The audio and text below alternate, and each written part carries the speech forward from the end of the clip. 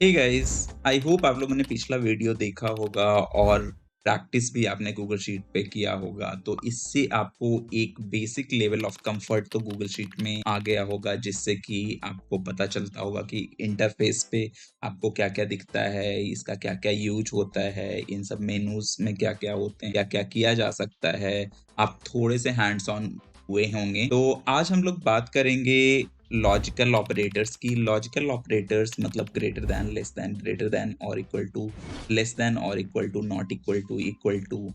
सो ये logical operators होते हैं। एंड फिर कुछ लॉजिकल फंक्शंस के बारे में हम लोग बात करेंगे, जैसे कि if S, if error, and और फिर कुछ बेसिक अर्थमेटिकल और स्टैटिस्टिकल फंक्शंस के बारे में भी मैं आपको एग्जांपल्स दूंगा, जैसे कि सम, एवरेज, मिन, मैक्स, मीडियन, काउंटिंग। हम लोग दो एग्जांपल्स देखेंगे। इन्हीं दो एग्जांपल्स में हम लोग डायरेक्टली एप्लीकेशंस देखेंगे, इफ एस, नेस्टेड इफ का और एंड और एटसेट्रा का भी। तो चलिए स्टार्ट करते हैं। तो लॉजिकल ऑपरेटर्स, सो जैसा कि नाम सजेस्ट कर रहा है, इससे पता चलता है कि कोई भी लॉजिक ट्रू है या फॉल्स है। कंप्यूटर्स में जो भी ऐसे सिंबल्स होते हैं सॉफ्टवेयर या प्रोग्रामिंग में, इन सबको ऑपरेटर ही बोला जाता है। तो जैसे ग्रेटर देन सिंबल, तो इसका क्या यूज है? तो लेट्स से हमारे पास दो नंबर्स हैं और हमें ये चेक करना है कि नंबर 1 नंबर 2 से बड़ा है या छोटा है। तो उसके लिए आपको इक्वल टू टाइप करना पड़ेगा एंड लेट्स से 5 मैंने टाइप किया, ग्रेटर देन 6। तो क्या 5 ग्रेटर देन 6 है? नहीं, राइट? तो इसका जो एंड रिजल्ट होगा वो एक फॉल्स होगा, जो कि आपको यहाँ पे दिख रहा होगा। मैं जैसे ही एंटर प्रेस करूंगा, यहाँ पे फॉल्स आ जाएगा। अगर इसको मैं 5 ग्रेटर देन 2 कर दूं तो ये ट्रू हो जाएगा। तो कोई भी लॉजिकल कंडीशन लिखी जाती है तो उसका एंड रिजल्ट ऑलवेज एक ट्रू और फॉल्स होता है। तो ये ग्रेटर देन है। सिमिलरली आप लेस देन का भी यूज कर सकते हैं। क्या 4 लेस देन 3 है? No, right? तो फॉल्स हो गया statement. Same goes with equal to 5 greater than equal to 5, so true होगा, राइट? तो ये ट्रू यहाँ पे आपको दिख रहा होगा। अगर मैं इसको 7 कर दूंगा तो ये फॉल्स हो जाएगा। सेम आप लेस देन के लिए भी कर सकते हो। और यहाँ पे मैं आपको टच करना चाहूंगा नॉट इक्वल टू। तो equal to 5 and is not equal to 8। तो नॉट इक्वल टू को इस तरीके से डिनोट किया जाता है। तो 5 not equal to 8, that is a true statement. तो इसको ट्रू रिजल्ट रिटर्न करना पड़ेगा। तो ये ट्रू रिटर्न कर रहा है। अगर मैं 5 नॉट इक्वल टू 5 कर दूंगा तो ये एक फॉल्स स्टेटमेंट हो जाएगा, क्योंकि 5 इज एक्चुअली इक्वल टू 5। ये एक फॉल्स स्टेटमेंट हो गया। Same goes with 5। So 5 equal to 5, अगर मैं इक्वल टू सिंबल लगा रहा हूं देन ये ट्रू हो जाएगा। 5 equal to 7, no, it's a false statement. तो इस तरीके से लॉजिकल ऑपरेटर का यूज हम लोग करते हैं। यहाँ पे मैंने आपको डायरेक्टली नंबर्स करके दिखाया है। मैं आपको सजेस्ट करूंगा आप खुद भी इसको अपने गूगल शीट में प्रैक्टिस करिए, और ये प्रैक्टिस शीट आपको एनीवे अवेलेबल होगी, तो आप वहां से भी कर सकते हैं। तो यहाँ पे मैंने आपको डायरेक्टली नंबर हार्ड कोड करके दिया है, बट इसमें आप सेल रेफरेंसिंग भी कर सकते हैं। For example let's say number 5 और 8, नंबर 1 5 है, नंबर 2 8 है। अब इसमें हमें ये चेक करना है इक्वल टू, ये जो नंबर है F2, इसमें मैं रेफरेंस कर रहा हूं इसको F2 से, क्योंकि ये F2 सेल में है। F column second row. क्या F2 में जो लिखा है वो ग्रेटर देन G2 है क्या, जो G2 में नंबर है, राइट? तो नहीं, तो इसलिए ये फॉल्स आ गया। अगर मैं ये 5 को लेट से 50 कर दूंगा तो 50 वुड बी ग्रेटर देन 8, तो ये यहाँ पे ट्रू हो जाएगा। अगर क्योंकि यहाँ पे जो लिखा हुआ है F2 ग्रेटर देन G2, तो यहाँ पे बस मैं आपको ये बताना चाह रहा हूं कि जो भी लॉजिकल ऑपरेटर हैं उसमें सेल रेफरेंसिंग भी की जाती है। इनफैक्ट ज्यादा यूजेज इसका सेल को रेफरेंस करके ही किया जाता है, जहां की आप सेल का एड्रेस लिखेंगे और फिर इसके आगे फॉर्मूला बिल्ड करेंगे। तो यहाँ पे अगर मैं 50 ग्रेटर देन 80 कर दूं तो ये फॉल्स हो जाना चाहिए ऑटोमेटिकली। तो ये इस तरीके से काम करता है। लेट्स से मैं ये सारे एग्जांपल्स आपको एक बार दिखा देता हूं। तो इक्वल टू F3, ये लेस देन का यहाँ पे मैं सिंबल डाल रहा हूँ, less than 80, so this is true, right? अगर इसको मैं 100 कर दूं तो ये फॉल्स है। अगर मैं इसको 10 कर दूं तो ये ट्रू है। तो इस हिसाब से यहाँ पे जो भी सेल में आप वैल्यूज डालोगे उस हिसाब से आपका ये लॉजिकल टेस्ट का रिजल्ट आपको ट्रू और फॉल्स दिखता रहेगा। यहाँ पे हमने हार्ड कोडिंग नहीं की है बिफोर लॉजिकल ऑपरेटर्स, जैसा कि मैं आपको यहाँ पे एक हार्ड कोड कर रहा था, मैं डायरेक्टली नंबर्स लिख रहा था।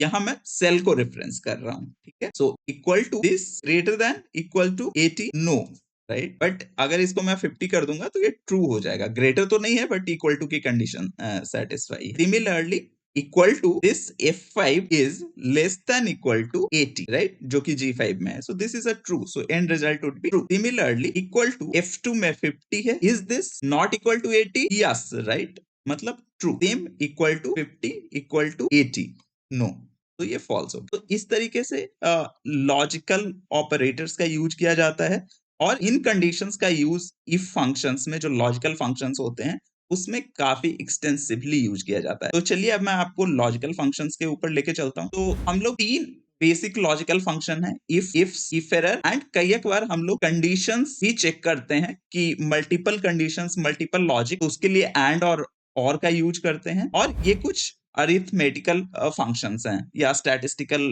फंक्शंस भी हैं इसमें से कुछ, तो उसके बारे में बातचीत करेंगे। पहले मैं इफ बता दूं, तो अगर आपको कोई भी फॉर्मूले लिखने हैं गूगल शीट में, कोई भी फंक्शंस का यूज करना है, तो सारे फंक्शंस यहाँ पे आपको लिस्टेड दिखते हैं। यहाँ पे आप क्लिक करोगे, यहाँ पे आप ऑल में जाओगे तो जितने भी फंक्शंस गूगल शीट में अवेलेबल है सबकी लिस्ट यहाँ पे आपको दिख जाएगी। यहाँ पे कैटेगराइज किया हुआ है कि कौन सा फंक्शन एरे रिलेटेड फंक्शन है, कौन सा डेटाबेस रिलेटेड फंक्शन है, कौन सा डेट रिलेटेड फंक्शन है, कौन सा इंजीनियरिंग रिलेटेड फंक्शन है, कौन सा फिल्टर रिलेटेड है, कौन सा फाइनेंशियल फंक्शन है। तो इतना एक्सटेंसिव में हम लोगों को जरूरत नहीं पड़ती है, इनफैक्ट किसी को भी नहीं पड़ती है, क्योंकि हर किसी का एक लिमिटेड स्कोप होता है। जो अगर कोई बंदा फाइनेंशियल इंडस्ट्री में काम कर रहा है तो उसका वही लिमिटेड स्कोप है, उसको उतने स्टैटिस्टिकल फंक्शन एडवांस की जरूरत नहीं पड़ेगी। तो कोई मैथमेटिक्स में ही सिर्फ काम कर रहा है तो इसमें like cosine, hyperbolic, cosine, cotangent, तो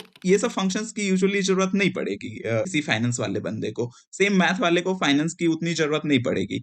तो ये सब आपने को नहीं समझना है। तो मैं बेसिक बेसिक जो कि बहुत वाइडली यूज किया जाता है किसी भी इंडस्ट्री में, आपके वर्क प्लेसेस में, तो वो सब फंक्शंस को हम लोग कवर करते चलेंगे। तो आपको कोई भी फंक्शन गूगल शीट में लिखना हो तो आपको इक्वल टू सबसे पहले प्रेस करना होता है। तो इक्वल टू, उसके बाद आप जैसे आई लिखे तो आई से रिलेटेड जितने भी फंक्शन है वो सारे फंक्शंस यहाँ पे प्रॉम्प्ट हो गए। तो या तो आप यहाँ से सेलेक्ट कर सकते हो और ये आपको बताता भी है कि ये फंक्शन क्या करता है। If returns value depending upon logical expression, तो या तो आप यहाँ से सेलेक्ट कर लो या पूरा इफ लिख लो, ठीक है। अब उस पे जैसे ही मैंने क्लिक किया तो ये आपको उसका सिंटैक्स दे रहा है। सिंटैक्स मतलब ग्रामर, आप एक तरीके से समझिए कंप्यूटर की भाषा में। इसमें जो आपको ब्रैकेट में दिख रहे हैं, स्मॉल ब्रैकेट्स के अंदर, इनको पैरामीटर्स बोलते हैं और ये कॉमा से सेपरेटेड है। मतलब इसमें 3 पैरामीटर्स हैं, first, then second and then third. इसमें आपको इसका एक्सप्लेनेशन भी दिया जाएगा। इसमें एग्जाम्पल भी दे के रखते हैं, क्योंकि कई एक बार होता है कि आप वो फंक्शन का सिंटैक्स भूल गए या आपको ध्यान नहीं है, तो आप बहुत क्विकली यहाँ से देख सकते हो और फिर अगर आपको बेसिक्स पता है तो आप लिख सकते हो उसको। जैसे यहाँ पे लिखा हुआ है इफ A2 मतलब इन्होंने सेल को रेफरेंस किया हुआ है जो कि कॉलम A और रो नंबर 2 पे है, इक्वल टू फू, देन अगर ये ट्रू होगा, राइट। अभी हमने ट्रू और फॉल्स की कंडीशंस चेक करी है। लॉजिकल ऑपरेटर्स में मैंने आपको बताया कि जब भी आप इक्वल टू सिंबल लगाएंगे तो या तो एंड रिजल्ट ट्रू होगा या फॉल्स होगा। तो अगर इसका रिजल्ट ट्रू हो रहा है देन A2 इज ट्रू, ये आपको टाइप करना है। तो यहाँ पे वही लिखा है कि वैल्यू इफ ट्रू, तो व्हेन दिस लॉजिकल एक्सप्रेशन का एंड रिजल्ट या आउटकम इज ट्रू, देन क्या आपको प्रिंट कराना है। तो वो यहाँ पे लिखा है। एक चीज, कोई भी चीज अगर स्ट्रिंग या कैरेक्टर होती है, सो स्ट्रिंग या कैरेक्टर मतलब आप समझिए which are not numbers, which are alphabet और कॉम्बिनेशन ऑफ अल्फाबेट। तो कोई भी स्ट्रिंग होता है सो उसको डबल कोट्स में लिखा जाता है। तो इसलिए इफ A2 इक्वल टू फू, अगर ये फू के जगह लेट से कोई नंबर हमें कंपेयर करना होता तो यहाँ पे हम लोग सीधे लिख देते A2 equal to 5, double quotes में लिखने की जरूरत नहीं थी। बट चूंकि ये स्ट्रिंग है इसलिए इसको डबल कोट्स में लिखा गया है। If A2 equal to foo which is a string, hence double quotes, and then comma, क्योंकि comma इसके सिंटैक्स का पार्ट है, and then value if true, कि अगर इसका एंड रिजल्ट मुझे ट्रू मिल रहा है देन क्या प्रिंट कराना है। तो उस केसेस में आपको प्रिंट कराना है डबल कोट्स में A2 is foo and value if false A2 is not foo, ठीक है। इसके बाद यहाँ पे अबाउट में लिखा हुआ है रिटर्न्स वन वैल्यू, जो मैं अभी आपको एक्सप्लेन कर रहा था ये जो रिटर्न करता है, आप कोई भी फंक्शन को आप समझोगे तो इसको आप ऐसे समझ सकते हो कि function is kind of a black box, और जिसके अंदर आपने कुछ इनपुट्स डाले और कुछ आउटपुट निकल के आया। सो उस आउटपुट को रिटर्न बोल रहे हैं, और ये जो इनपुट पैरामीटर्स है, ये 3 इनपुट पैरामीटर्स हैं इसके, ठीक है। और इसका जो एंड रिजल्ट है वो भी इसमें आपको पास करना पड़ेगा एज अ पैरामीटर। तो it returns one value if logical expression is true and another if it is false, ठीक है। तो लॉजिकल एक्सप्रेशंस जो कि इसका फर्स्ट पैरामीटर है, तो एन एक्सप्रेशन और reference to a cell containing an expression that represent some logical value और सम लॉजिकल कंडीशन, जिसका एंड रिजल्ट ट्रू और फॉल्स है। तो इसमें आप कोई ऑपरेटर्स का भी यूज कर सकते हैं, कोई कॉम्प्लिकेटेड फॉर्मूला भी डाल सकते हैं इसमें, बट उसका एंड रिजल्ट ट्रू और फॉल्स होना चाहिए। यहाँ पे आप लर्न मोर पे क्लिक करेंगे आप, तो यहाँ पे इसके बारे में और डिटेल्ड हेल्प सेक्शन आपको राइट साइड में खुल जाएगा। ये लोड हो रहा है, राइट, सेम एग्जांपल्स, बट यहाँ पे और भी है, आपको कुछ कुछ लिखा हुआ। फिर आपको इफ एरर के बारे में भी जानना चाहिए, यहाँ पे ये एग्जाम्पल भी है। तो चूंकि ये पहला फंक्शन मैं एक्सप्लेन कर रहा हूँ, इसलिए थोड़ा डिटेल में मैं आपको बता रहा हूँ, आगे हम लोग थोड़ा फास्ट लिखेंगे। सिमिलरली इफ, सो इफ में आपका एक कंडीशन चेक होता है, मतलब एक लॉजिकल एक्सप्रेशन चेक होगा जिसकी एंड रिजल्ट ट्रू और फॉल्स होंगे। हालांकि इफ्स में मल्टीपल लॉजिकल एक्सप्रेशंस होंगे। सो इसका अगर आप सिंटेक्स देखें तो ये एक कंडीशन 1 है, मतलब ये एक लॉजिकल एक्सप्रेशन है, अगर ये सेटिस्फाई हो रहा है तो आपको क्या वैल्यू रखनी है। फिर उसके बाद कंडीशन 2, फिर वैल्यू 2, अगर कंडीशन 2 सेटिस्फाई हो रहा है, ये वाला नहीं सेटिस्फाई हुआ, फिर ये सेटिस्फाई हो रहा है, तो इस तरीके से ये सीक्वेंस में मूव करेगा। और प्लीज नोट, इसमें जो पैरामीटर्स है ना वो हमेशा पेयर्स में चलेंगे, मतलब कंडीशन 1 और वैल्यू 1 ये 2 है, राइट, कंडीशन 2 वैल्यू 2 2 है, उसके बाद अगले 2 होंगे। इसमें ऐसा नहीं कि आपने कंडीशन छोड़ दिया और उसके बाद वाला नहीं डालोगे। तो हमेशा number of parameter in any if function should be an even number. It can be 2, 4, 6, 8, 10, 12, 200, but it can't be 3, it can't be 5, it can't be 197. उसी के तरीके से if error, तो if error मैं आपको यहाँ पे एक्सप्लेन कर देता हूँ। तो लेट से ये एक नंबर है और ये इसका डिवाइजर है, तो हमें इसका रिजल्ट जानना है। तो उसके लिए हम लोग इक्वल टू क्लिक करेंगे और 10 डिवाइडेड बाई 5, तो that should be the result of it, right. So ये यहाँ पे 2 आ गया। उसी तरीके से equal to 12 divided by 3, C4 divided by D4। Same अगर मैं यहाँ पे करूं 5 डिवाइडेड बाई 0, तो अगर 5 divided by 0 is undefined, right, तो इसलिए ये एक एरर अपने को रिटर्न हो रहा है। इन एरर कंडीशंस को हैंडल करने के लिए आपको क्या करना है, तो यहाँ पे मैं इसको लिख रहा हूं इक्वल टू इफ एरर, ये देखिए value if it is not an error otherwise second argument. तो इसमें 2 आर्ग्यूमेंट है। तो इफ एरर वैल्यू, आपको क्या वैल्यू चाहिए, क्या आप कैलकुलेट कर रहे थे, तो यहाँ पे मैं कैलकुलेट कर रहा था 5, ये मैं एक्चुअली यहाँ पे ही लिख देता हूँ equal to if error value, जो मैं कैलकुलेट कर रहा हूँ यहाँ पे, ये थोड़ा सा आप डिटेल में देख लो, the value to return if value itself is not an error. तो यहाँ पे आपको वो चीजें लिखनी है कि अगर ये एरर नहीं है तो अगर ये एरर नहीं है तो अपन ये कैलकुलेट करने की कोशिश कर रहे हैं C5 डिवाइडेड बाई 0, राइट। तो ये मेरी वैल्यू है, बट हो सकता है कि ये एक एरर में रिजल्ट हो जाए, राइट। तो what would be the value if it returns N error, तो अगर ये एरर रिटर्न कर रहा है तो वैसे केसेस में लेट्स से इनवैलिड लिख देते हैं, और चूंकि ये स्ट्रिंग है इसलिए इसको डबल कोट्स में बंद किया। तो अब ये आपको ऐसा दिखेगा। यही फॉर्मूला मैं लेट से शुरू से ही सबके लिए लिख देता हूं। तो if error what value I want, the value I want is number divided by divisor, okay, this is the value I want to calculate, and possibly इसी को मैं नीचे ड्रैग करूंगा ताकि C3 C4 हो जाए, D3 D4 हो जाए, और अगर कहीं उसको एरर मिला तो वो लिख दे इनवैलिड। तो ये आपको यूज आता है खासकर जब आप कोई फॉर्मूले लिख रहे होते हैं और उसमें काफी सारे वैल्यूज होती है और आपको नहीं पता कहाँ पे एरर आ जाएगा, तो उन केसेस को हैंडल करने के लिए। तो यहाँ पे ये तो मैंने इनवैलिड लिखा, मैं ये भी चाह सकता था कि इसको आप ब्लैंक छोड़ दो, तो ये मैं इसको ब्लैंक करके इसको नीचे तक ड्रैग कर रहा हूं। तो ये मैंने शिफ्ट प्लस डाउन प्रेस किया है to select all, and then मैं कंट्रोल डी कर रहा हूं, तो ये ब्लैंक हो गया, राइट। यहाँ पे आप जो चाहो लिख सकते हो। अगर आप लेट से यहाँ पे आप चाहते हो कि कोई नंबर रहे, 0 रहे हमेशा, जहां पे एरर आ रहा है, तो आप वहां पे 0 भी डाल सकते हो। सिंस 0 इज अ नंबर, इसलिए हमने इसको डबल कोट्स में नहीं डाला। इस तरीके का आप इफ एरर का यूज कर सकते हो। इसका एक बहुत कॉमन यूज केस जो होता है जब आप लोग वी लुकअप पढ़ेंगे तो उसमें भी मैं आपको बताऊंगा, क्योंकि वी लुकअप में हम लोग क्या करते हैं, बहुत रफली आपको टच कर रहा हूं, आपको अगर नहीं समझे तो भी कोई बात नहीं, अपन आगे इसके बारे में बातचीत करेंगे। तो वी लुकअप आपको सर्च करने के काम आता है। तो हो सकता है आपको सर्च रिजल्ट ना मिले, तो जहां पे सर्च रिजल्ट आपको नहीं मिले तो उसमें एरर आ जाता है, एन एरर आता है। तो उन केसेस में वी लुकअप को इफ एरर के अंदर रैप कर दिया जाता है, और फिर जो वैल्यू है, या तो आप जैसे मैं यहाँ पे इनवैलिड लिख रहा था, नॉट फाउंड लिख दीजिए, या तो नंबर है, नंबर्स आपको रिजल्ट आ रहे हैं तो 0 लिख दीजिए।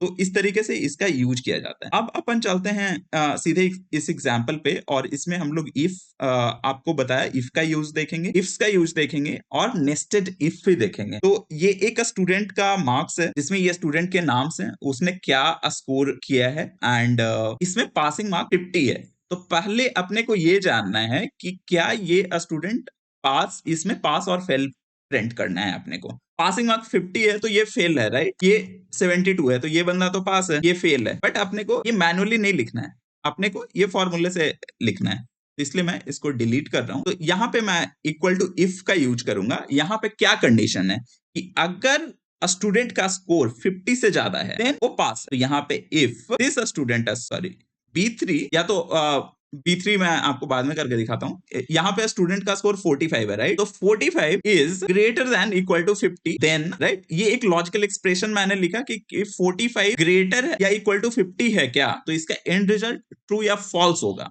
तो यहाँ पे ये फॉल्स है क्योंकि 45 50 से बड़ा नहीं है। तो अगर ये ट्रू होगा तो उन केसेस में ये बच्चा पास होगा, अदरवाइज ये फेल होगा, राइट। तो ये फॉर्मूला आपने को लिखना है। बट यहाँ पे मैंने इसको हार्ड कोड किया हुआ है, राइट, 45 को। तो यहाँ पे मैं इसकी सेल रेफरेंसिंग भी कर दूंगा। तो 45 B3 में है, राइट। तो ये B3। अब इसी फॉर्मूले को मैं नीचे ड्रैग करता हूं। तो जैसे ही मैं इसको नीचे ड्रैग करूंगा तो B3 B4 हो जाएगा। तो ये देखिए B4 ग्रेटर देन 50, तो यस। तो यहाँ पे ये कंडीशन आपको ट्रू हुआ, B4 greater than 50, yes true. तो इसलिए वैल्यू ट्रू पास ये प्रिंट कर रहा है।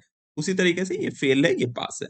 तो इस तरीके से तो आप पास और फेल एक स्टूडेंट का इफ फंक्शन का यूज करके लिख सकते हो। अब हमें इस बच्चे का ग्रेड पता करना है। तो ग्रेड के लिए यहाँ पे ये आप इसके ग्रेड का टेबल है कि अगर ग्रेटर देन इक्वल टू 90 है देन ए ग्रेड दीजिए, ग्रेटर देन इक्वल टू 80 है देन बी ग्रेड दीजिए, ग्रेटर देन इक्वल टू 70 है देन सी दीजिए, ग्रेटर देन इक्वल टू 50 है देन डी दीजिए, लेस देन 50 तो एफ दीजिए। सो ये ग्रेड मैं यहाँ पे प्रिंट करना चाहता हूँ। आइडियली यहाँ पे इस तरीके से लिखा गया है, तो लेकिन इसका मतलब ये है कि ग्रेटर देन इक्वल टू 80, मतलब ये 80 टू 90 के बीच में अगर ये मार्क्स है तब ये बी होगा, और ये 70 टू 80 के बीच में जब मार्क्स है तब ये सी होगा, और ये 50 टू 70 के बीच में ये मार्क्स होगा तब डी होगा, और ये 0 टू 50 है। तो ये इस तरीके से ये लिखा गया है, क्योंकि ग्रेटर देन 80 हुआ, सो अगर कोई 95 लेट से स्कोर कर रहा है तो वो भी ग्रेटर देन 80 है, right. But that is also greater than 90, so ideally that should B grade. तो यहाँ पे मैं इफ्स फंक्शन लिख रहा हूँ। सो इक्वल टू इफ्स, आपको सिंटैक्स भी एक्सप्लेन करूंगा क्योंकि आई अंडरस्टैंड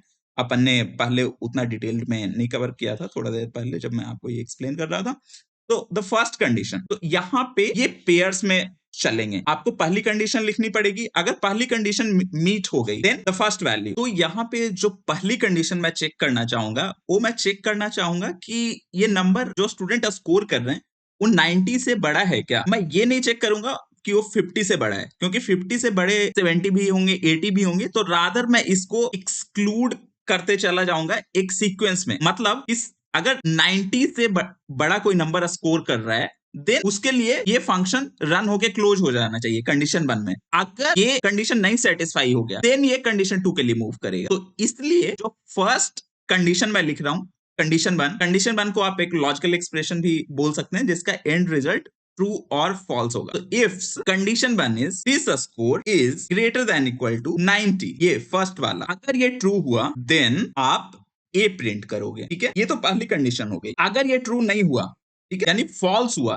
तो उस केसेस में आप कंडीशन 2 चेक करोगे जो कि B3 greater than equal to 80। अगर ये ट्रू हुआ देन आप B प्रिंट करोगे, ठीक है। अगर ये फॉल्स हुआ then you will go to condition 3, तो which is B3 greater than equal to 70। आप यहाँ पे देख रहे होगे कि हम लोग पेयर्स में लिख रहे हैं condition. So this is condition 1 logical expression, and उसका एंड रिजल्ट। फिर उसके बाद दिस इज कंडीशन 2, और अगर यहाँ पे सेटिस्फाई हो रहा है मतलब ट्रू रिटर्न हो रहा है, देन ये दिस इज कंडीशन 3, और इसका जो नेक्स्ट पेयर है वो अपन लिखेंगे if B3 is greater than equal to 70 then C। ये सारे को मैं डबल कोट्स में इसलिए डाल रहा हूं क्योंकि एक कैरेक्टर है या स्ट्रिंग है, राइट, टेक्स्ट है। उसके बाद B3 greater than equal to 50 then D, ठीक है। उसके बाद मैं यहाँ पे बोल रहा हूँ कि B3 लेस देन 50, राइट। अगर 50 से भी बड़ा नहीं है वो नंबर तो 50 से छोटा होगा, राइट। तो उन केसेस में F प्रिंट कर दो।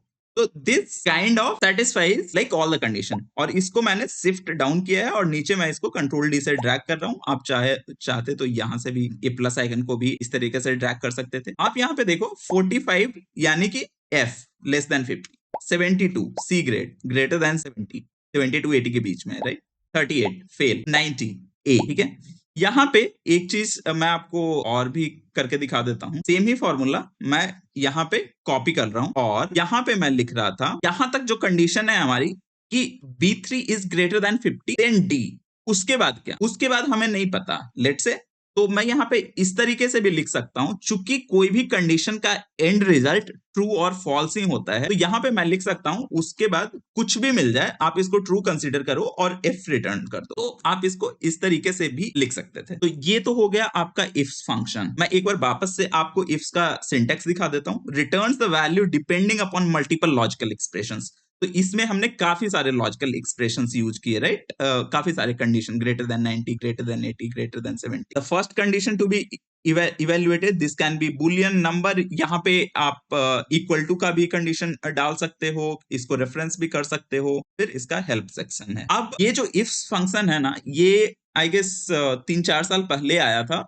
उसके पहले ऐसी चीजों के लिए नेस्टेड इफ का यूज किया जाता था, तो वो भी मैं आपको एक्सप्लेन कर देता हूं। तो नेस्टेड इफ का मतलब होता है इफ के अंदर इफ, इफ के अंदर इफ, इफ के अंदर इफ, इफ के अंदर एक इफ होगा, उसके अंदर वापस एक इफ, उसके अंदर वापस एक इफ फंक्शन लगे होंगे। तो ये साइकिल रिपीट होगी। तो ये मैं आपको एक नेस्टेड इफ लिख के दिखाता हूं। तो इक्वल टू इफ, अगेन यहाँ पे जो कंडीशन अपन चेक करेंगे, सबसे पहले कंडीशन चेक करेंगे जो सबसे बड़ी वैल्यू है।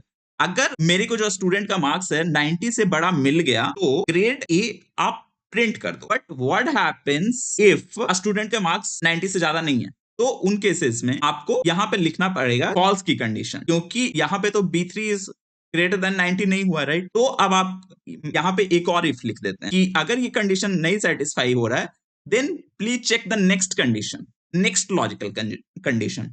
तो उसके लिए मैं लिख रहा हूं B3 greater than 80 then print D, okay. But ये तो वैल्यू ऑफ ट्रू हो गया। अगर B3 greater than 80, let's say इस बच्चे का मार्क्स 85 आया था, तो ये यहाँ पे क्लोज हो जाता। बट ये नहीं है उसका मार्क्स 80 के ऊपर, राइट। तो इसको नेक्स्ट कंडीशन चेक करनी पड़ेगी, जो कि यहाँ पे ये फॉल्स रिटर्न कर रहा है अभी, राइट। तो जब फॉल्स है तो क्या क्या आपको लिखना चाहिए। तो वापस से मैं एक इफ लिख रहा हूं और फिर बोल रहा हूं कि चेक करो इस बच्चे का मार्क्स ग्रेटर देन 70 है क्या, और अगर ग्रेटर देन 70 है देन सी प्रिंट कर दो। बट नो, अगेन वापस ये फॉल्स को रिटर्न कर गया। तो यहाँ पे हम लोग एक और इफ इसके अंदर डालेंगे, ठीक है। वापस से इसको चेक किया कि ये बंदा ग्रेटर देन इक्वल टू 50 में है क्या, नो। तो फिर एक और इफ लिखना पड़ेगा, और इस इफ में मैं लिख रहा हूं कि इसको आप चेक कर लो कि ये लेस देन 50 है क्या। या फिर इसको मैं ऐसे भी कर सकता था, यहां तक तो ठीक है, उसके बाद मैं बोल देता यहाँ पे इस इफ को मैं क्लोज कर देता हूं। अब अगर 50 से भी ज्यादा इस बच्चे का मार्क्स नहीं है then the only condition left is कि ये बच्चे को इफ मिलना है। तो यहाँ पे मैं चुपचाप इफ लिख दूंगा कि यहाँ पे अगर आपको फॉल्स मिल रहा है देन इसको आप इफ लिख दीजिए और फिर इसको क्लोज कर दूंगा। तो ये जब मैंने ये क्लोज किया तो ये वाला जो नियरेस्ट इफ है वो क्लोज हो रहा है। आप यहाँ पे देखोगे ये हल्का सा आपको ग्रे में हाईलाइट होके ये दोनों ब्रैकेट दिख रहे होंगे। बट हमें ये वाला भी इफ क्लोज करना है, ये वाला भी इफ क्लोज करना है, ये वाला भी इफ क्लोज करना है। तो टोटल अपने को 3 इफ फंक्शंस और क्लोज करने हैं। तो यहाँ पे अपने को 3 स्मॉल ब्रैकेट्स और लिखने पड़ेंगे। तो ये मैंने ये लिखा, जैसे ही ये लिखा आपको ये यहाँ हाईलाइट कर रहा है हल्का सा, तो आप देख पा रहे होंगे कि ये वाला इफ क्लोज हो गया। उसके बाद लिखा तो ये वाला इफ क्लोज हो गया, उसके बाद लिखा तो ये वाला इफ क्लोज हो गया, ठीक है। अब इसी फॉर्मूले को या तो मैं नीचे ड्रैग कर दूं या फिर यहाँ पे इस प्लस आइकन पे डबल क्लिक कर दूं, तो ये देखिए, तो ये भी सेम ही रिजल्ट आ रहा है नेस्टेड इफ से। तो ये तो हो गया आपका नेस्टेड इफ। अब अपन बात करेंगे एक दूसरे एग्जांपल की, जिसमें कि मैं चाहता हूं कि जो अभी तक हमने लॉजिकल कंडीशंस लिखे हैं वो काफी प्लेन लॉजिकल कंडीशंस लिखे हैं, जिसमें हमने greater than, equal to, less than, इस तरीके के सिंपल कंडीशंस यूज किए हैं। व्हाट इफ आपके लॉजिकल कंडीशन एंड हो, जहां पे दो दो कंडीशंस आपको मीट करनी पड़ रहे हो, जैसे कि लेट्स से कोई नंबर यहाँ पे मैं लिख रहा हूं, मैं इसी से आपको ये भी एक्सप्लेन कर देता हूं कि एंड और का यूज कैसे होता है। तो यहाँ पे जो एंड फंक्शन होता है ना, वो आपके मल्टीपल कंडीशंस चेक कर सकता है। सो मल्टीपल लॉजिकल एक्सप्रेशंस आप इसमें रन कर सकते हो, जैसा कि यहाँ पे लिखा हुआ है and logical expression 1, logical expression 2। अगर जितने भी आपने लॉजिकल एक्सप्रेशंस डाले या जितने भी कंडीशंस आपने डाले, सारे का एंड रिजल्ट ट्रू होगा, तभी ये एंड फंक्शन ट्रू रिटर्न करेगा। अगर एक भी गलत हो गया तो ये फॉल्स रिटर्न कर देगा। इसको एग्जांपल से ही समझ लेते हैं। लेट्स से ये नंबर 10 है, 10 इज ग्रेटर देन 5। ओके, कोई इशू नहीं है, ये कंडीशन ट्रू आपको मिल जाएगी यहाँ पे। अब ये एक नहीं, मैं बहुत सारे कंडीशन चेक करना चाहता हूं। तो यहाँ पे वापस से मैं कर रहा हूँ H3 ग्रेटर देन 2, राइट। ये दोनों कंडीशन सेटिस्फाई हो रहे हैं। H3 में जो नंबर है हमारा वो 10 है, वो ग्रेटर देन 5 भी है, ग्रेटर देन 2 भी है, तो इसका एंड रिजल्ट मेरे को ट्रू मिलेगा। अगर अभी मैं इसको H3 ग्रेटर देन 20 कर दूं तो 10 ग्रेटर देन 20 तो नहीं है, सो ये वाला जो लॉजिकल एक्सप्रेशन है ये आपको फॉल्स रिटर्न करेगा। तो पूरा जो ओवरऑल एंड है वो भी फॉल्स रिटर्न करेगा। होप मैं आपको समझा पाया हूँ, वरना आगे के एग्जाम्पल में ये थोड़ा और क्लियर होगा। तो लेट्स से अब मैं आपको और कंडीशंस का एक्सप्लेन करना चाहता हूं। वापस से सेम ही नंबर ले लेते हैं और इसी फॉर्मूले को मैं यहाँ पे डाल दिया कि 10 is greater than 5, yes. 10 is greater than 20, no, तो इसलिए फॉल्स है। बट एक कंडीशन तो सेटिस्फाइड है। तो ऐसे कंडीशन में अगर मैं और डाल दूंगा, और मतलब कि कोई भी एक कंडीशन अगर सेटिस्फाई हो तो ये ट्रू आपको रिटर्न कर देगा। इस तरीके से एंड और का यूज करते हैं। और इसी एंड और यूज को मैंने आपको दो कंडीशंस डाले हैं, आप इसमें काफी सारे कंडीशंस डाल सकते हो, काफी सारे लॉजिकल एक्सप्रेशंस डाल सकते हो। और इसी एंड और का यूज आपको इफ फंक्शन के अंदर करना है, जो कि पहला लॉजिकल एक्सप्रेशंस हम लोग चेक कर रहे थे। तो इसमें आप एंड भी डाल सकते हो और यहाँ पे 2-3 कंडीशन एक साथ भी चेक कर सकते हो। तो ये मैं आपको डेमोन्स्ट्रेट करने की कोशिश करूंगा इस एग्जाम्पल में। बट बिफोर दैट कुछ हम लोग अर्थमेटिकल फंक्शन कवर कर लेते हैं, just to change bit of your mind, क्योंकि काफी सारे लॉजिकल एक्सप्रेशंस हो गए। तो इस पे आते हैं। उससे पहले कुछ बेसिक अरिथमेटिकल फंक्शंस, जैसे कि सम हो गया, प्रोडक्ट हो गया, मैक्स हो गया, मिन हो गया। तो अगर हमें ये जानना है कि स्टूडेंट का स्कोर का सम क्या है टोटल, तो आप इस पे सम और फिर ये आप इसको सेलेक्ट कर सकते हो। बहुत ब्रीफली हमने पिछले लेक्चर में भी इसको कैप्चर किया था। तो B3 टू B7, मतलब B3 से स्टार्ट होना है इसको और B7 तक जाना है।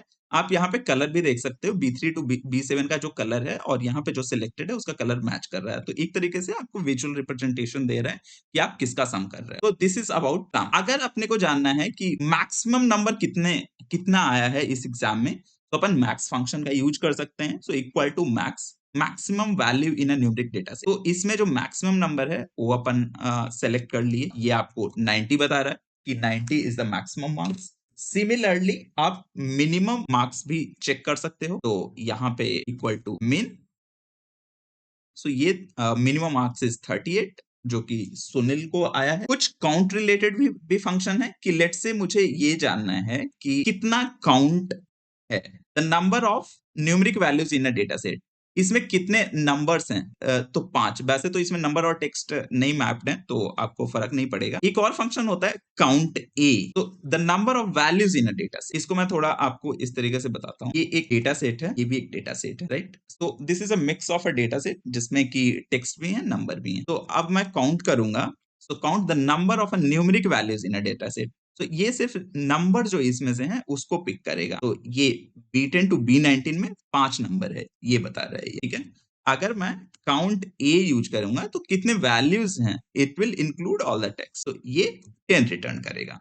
तो ये हो गया काउंट के बारे में। और भी फंक्शंस होते हैं, काउंट यूनिक। आई गेस आप जैसे जैसे आगे बढ़ोगे आप खुद ही फिगर आउट अपने रिक्वायरमेंट करोगे और फिर आपको ये सब चीजें पता चलती रहेगी। जैसे ही हम लोग आगे कवर करते रहेंगे इन सब छोटे छोटे फंक्शंस को, यूज केसेस के हिसाब से मैं कवर आपको करता रहूंगा। एक चीज इसमें अपन एवरेज भी फाइंड कर सकते हैं कि एवरेज बच्चों का जानना है इस क्लास में, तो एवरेज इज 60 मार्क्स, राइट। आप इसमें रैंक फंक्शन का भी यूज कर सकते हो। So equal to rank of a specified value in a data set. तो आप किसकी वैल्यू किसकी रैंकिंग करना चाहते हो, तो आपको वैल्यू पास करनी पड़ेगी। तो B3 डेटा सेट आपका कौन सा है, तो मेरा डेटा सेट ये है। डेटा सेट को मैं लॉक कर रहा हूँ F4 प्रेस करके, क्योंकि जब मैं इसको नीचे ड्रैग करूँ तो मैं नहीं चाहूंगा कि ये जो रेंज है वो चेंज हो जाए। डिसेंडिंग ऑर्डर में अपने को चाहिए, तो मैं 0 लिख रहा हूँ। तो ये 4th रैंक में है और इसको नीचे ड्रैग कर, तो ये आप यहाँ पे देखो, इसका फर्स्ट रैंक है अपर्णा का, देन सुरेश का सेकंड, 72 90 मार्क्स। तो ये सब कुछ फंक्शंस हैं। अब अपन वापस से आते हैं यहाँ पे लॉजिकल एक्सप्रेशंस पे, जिसकी मैं बात कर रहा था। आपको एंड फंक्शन और फंक्शन के बारे में मैंने बताया, और उसके हिसाब से अपन यहाँ पे कुछ प्रॉब्लम सॉल्व करेंगे। तो यहाँ पे ये एक एम्प्लॉइज हैं, लेट्स से ये सेल्स पर्सन है, इन्होंने कितने का सेल्स किया है वो यहाँ पे लिखा हुआ है, और ये कितने साल से ऑर्गेनाइजेशन में है वो लिखा हुआ है। अब ये बोनस के लिए इलिजिबल है कि नहीं, तो उसके लिए जो कंडीशन डिफाइन की गई है वो डिफाइन की गई है कि अगर किसी ने सेल्स 50,000 से ज्यादा का करा है, मतलब sales is greater than 50,000 and years employed is greater than 5, मतलब अगर कोई बंदा 50,000 से ज्यादा का सेल्स किया है और 5 साल से ज्यादा ऑर्गेनाइजेशन में है, तभी वो बोनस के लिए एलिजिबल है। तो ये कंडीशन अपने को यहाँ पे लिखनी है कि इस डेटा सेट के हिसाब से आप बताओ कि कौन सा बंदा, कौन सा सेल्स पर्सन बोनस के लिए एलिजिबल है। तो मैं यहाँ पे लिख रहा हूं इक्वल टू इफ, क्योंकि यहाँ पे दो लॉजिकल कंडीशंस अपने को टेस्ट करने हैं, एंड वाले कंडीशन की दोनों सेटिस्फाई होने चाहिए। ठीक है, तो सबसे पहले मैं एंड लिख रहा हूं। पहला लॉजिकल एक्सप्रेशन है कि सेल जो है उस बंदे की ग्रेटर देन 50,000 होनी चाहिए। ठीक है, ये तो पहली कंडीशन है। दूसरी कंडीशन क्या है, दूसरी लॉजिकल एक्सप्रेशन क्या है कि ईयर्स एम्प्लॉयड जो है वो भी ग्रेटर देन 5 होना चाहिए। अगर ये दोनों ट्रू है, इसका एंड रिजल्ट इसका ट्रू आ रहा है, तो मैं लिख दूंगा कि बोनस इलिजिबल। टेक्स्ट है इसलिए डबल कोट्स में यहाँ पे लिख दूंगा, otherwise value false not eligible, और फिर इस फंक्शन को क्लोज कर देंगे। तो नॉट इलिजिबल, क्यों इलिजिबल? ये बंदा नहीं है, इसने सेल्स तो किया बट ईयर्स एम्प्लॉयड सिर्फ फुल है। दोनों कंडीशन सेटिस्फाई होनी चाहिए। तो इसी को आप या तो ड्रैग कर लो या फिर यहाँ पे आप डबल क्लिक करोगे तो भी आ जाएगा। मैं ड्रैग करके, तो नॉट इलिजिबल, इसका सेल्स वैल्यू कम है, इसका ग्रेटर देन 5 कंडीशन है, right, greater than 5 not equal to, इसलिए नहीं इलिजिबल है।